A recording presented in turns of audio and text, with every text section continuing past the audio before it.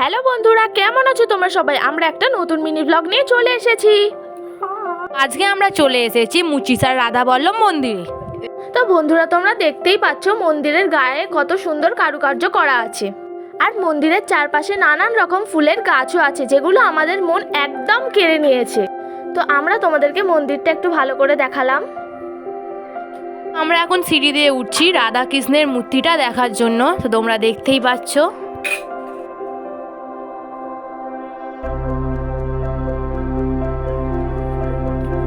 তো বন্ধুরা, বলে রাখি, এটা একটা ঘরোয়া মন্দির, মানে কজন বাড়ির লোক মিলে এই মন্দিরটাকে তৈরি করেছে। তো এখানে রাধাকৃষ্ণের মূর্তিটা দেখানো হলো, গ্রিল দেয়া বলে ভালো করে ছবিটা তোলা হয়নি। তো দেখতেই পাচ্ছ এরা দুজন এখন ফটো তুলতে ব্যস্ত আছে। কত ফটো তুলছে তো কে জানে।